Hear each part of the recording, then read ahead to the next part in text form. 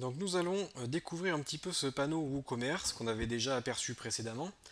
Donc sur la page d'accueil, vous allez avoir l'historique de vos commandes, savoir si vos commandes ont été traitées, pas traitées, payées, pas payées, etc. Vous pouvez décider d'annuler des commandes, de rembourser l'acheteur si le produit est cassé.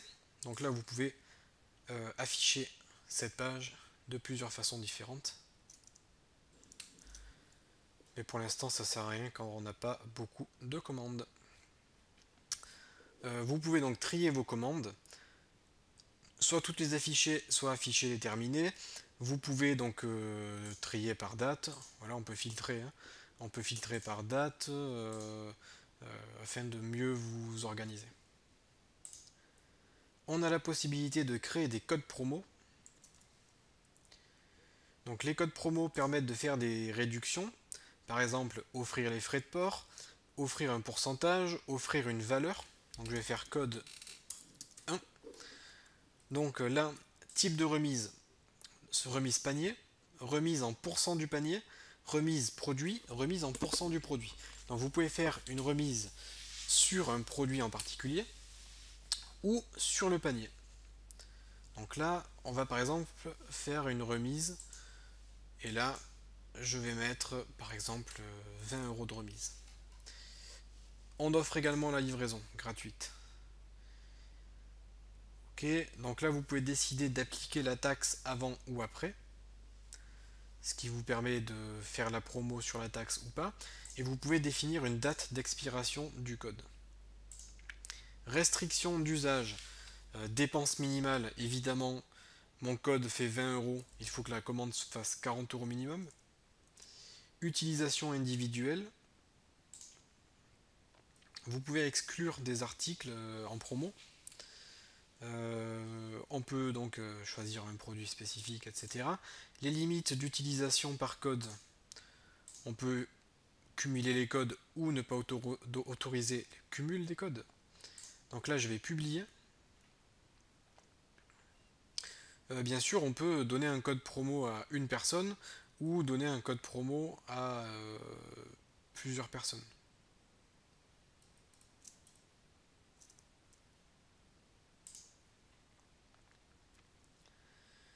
Ok.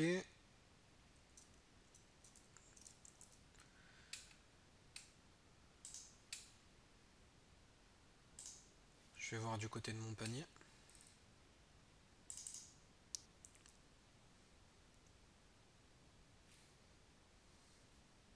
Hop. Donc là, j'ai saisi le code qui était code 1. Donc le nom de mon code, il est ici. J'ai moins 20 € et livraison gratuite. Donc là, on voit que je passe de 178 à 158. Donc là, on a bien le code qui a été appliqué sur notre panier. Donc là, normalement, si j'actualise, ça va pas changer parce que j'ai pas passé commande. Mais si vous passez commande, vous pouvez voir le nombre de personnes qui ont utilisé le code et vous pouvez mettre une limite, par exemple, que 50 personnes. Donc ces codes, vous pouvez publier sur votre page Facebook, par exemple. Donc on va voir les rapports. Les rapports, c'est tout simplement un statistics qui va vous permettre de voir le nombre de commandes passées, le nombre d'articles achetés, le nombre de ventes journalières, le nombre d'euros gagnés sur une période, 7 jours, ce mois-ci, le mois dernier, et ça va vous permettre de faire des statistiques complètes sur votre boutique afin de voir si tout va bien, si votre chiffre augmente, diminue, de voir un petit peu votre panier moyen, s'il y a des choses à améliorer, de voir combien d'articles sont achetés par commande. Voilà, donc là vous pouvez filtrer. Vous pouvez voir les ventes par produit. Donc ça c'est intéressant, ça vous permet de voir quels sont vos produits phares, les produits les plus populaires. Ça vous permet par exemple de faire des promos sur les autres, d'augmenter un peu le prix ici, etc. Les ventes par catégorie, quelles sont les catégories qui intéressent le plus. On peut avoir les codes promo. On peut également avoir les clients. Donc quels sont les meilleurs clients? Pour l'instant on a 0 client inscrit. On peut avoir la gestion des stocks. Et on peut exporter ces données. On peut les exporter en CSV pour les traiter par exemple dans Excel. Donc voilà pour ce panneau.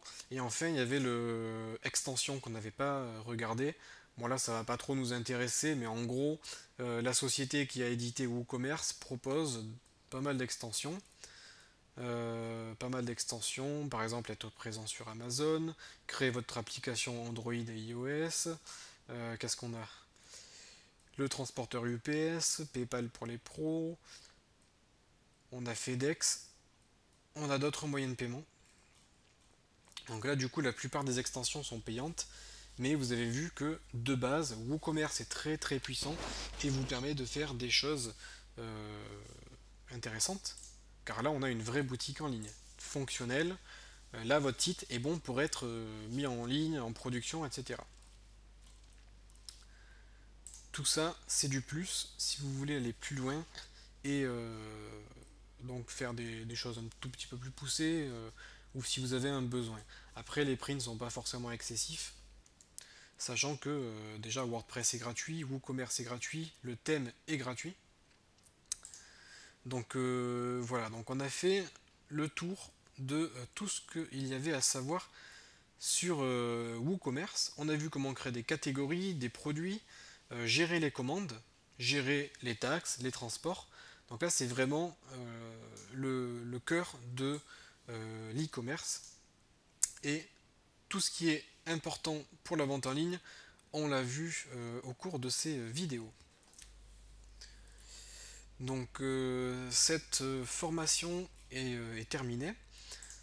On a vraiment donc rempli l'objectif, hein, c'était de créer une petite boutique en ligne avec WordPress et WooCommerce. Maintenant, si vous voulez aller plus loin, essayez de lire quelques articles sur le référencement afin d'optimiser vos ventes, d'avoir plus de clients. Par exemple, ce que je peux vous conseiller, c'est de mettre des vidéos sur vos fiches produits. Si vous voulez aussi aller un peu plus loin, essayez de voir d'avoir des designs plus professionnels ou de créer votre propre design. Après, ce sont des métiers complètement différents. Donc voilà, au niveau du design, vous pouvez faire des améliorations. Vous pouvez regarder un petit peu du côté des plugins payants, si vous voulez mettre d'autres moyens de paiement, si vous voulez créer vos propres plugins. Juste, je vais vous montrer parce que bon, ça s'est passé assez vite.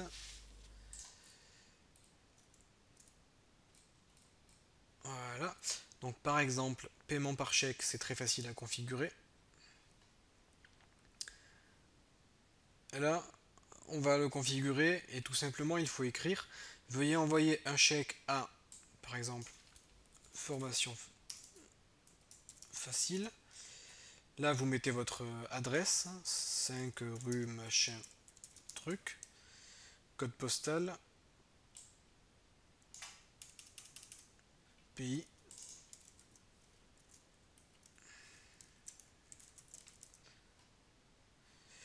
Voilà. Donc vous pouvez mettre des instructions qui seront envoyées par email. Ensuite, vous cliquez sur enregistrer les changements. C'est très facile à configurer. Pareil pour le virement bancaire, il suffit de mettre votre RIB. Paiement à la livraison, bon ça c'est autre chose, c'est une fois que par exemple si l'utilisateur vient en retrait en magasin par exemple. Donc voilà, et puis PayPal, il faut vos identifiants. Et puis on a fait le tour, hein. Vous voyez que c'est vraiment très simple, c'est assez léger. Après bien sûr, si vous voulez faire des très très grosses boutiques avec WooCommerce, par exemple des boutiques multilingues, traduire vos produits, etc., il existe des plugins payants qui permettent de traduire WooCommerce et d'avoir des sites en plusieurs langues. Par exemple, une fiche produit en français, en anglais, en italien. Donc voilà, ça c'est vraiment pour faire des choses un peu plus grosses. Mais en tout cas, si vous voulez faire une petite boutique pour votre société ou pour vous tout seul, vous avez donc toutes les clés en main. Donc là, j'ai développé mon site en local, mais comme je vous l'ai dit, vous pouvez faire exactement la même chose en ligne. Donc là, par exemple, c'était mes petits essais de création de boutique avec un autre thème. Et j'avais fait un petit essai sur le multilangue, mais créer une boutique en plusieurs langues.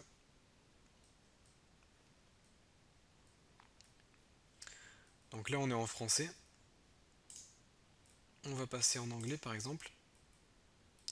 Ouais, donc là du coup j'ai pas ajouté la description, mais c'est pas bien grave. Donc ça me traduit le site, mais j'ai pas mis différentes langues.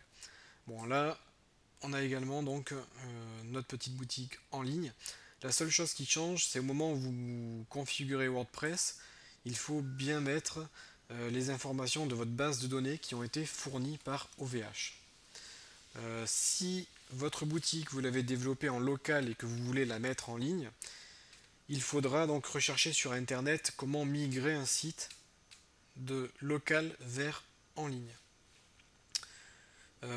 Ça doit pas être bien compliqué, il faut aller dans les réglages générales, vous allez mettre votre dossier WordPress sur votre serveur FTP et il faudra modifier ici l'adresse de votre site. Ça ne sera plus localhost, mais ça sera www.votreboutique.com.fr.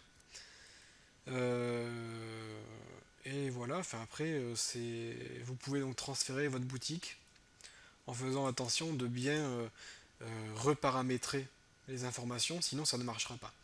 Le mieux, c'est quand même de mettre votre boutique en ligne dès le départ, afin que tout se configure automatiquement. Donc voilà, c'est terminé. Du coup, si vous avez quelques petites questions sur WooCommerce, sur les plugins, sur WordPress, etc., vous pouvez nous contacter donc via le site, le formulaire de contact. Et ce qui est bien avec WooCommerce, c'est que c'est un plugin qui est très très populaire, et du coup, vous allez pouvoir donc trouver de l'aide sur des forums, car c'est tout simplement le plugin qui est le plus utilisé au monde pour la création de boutiques avec WordPress.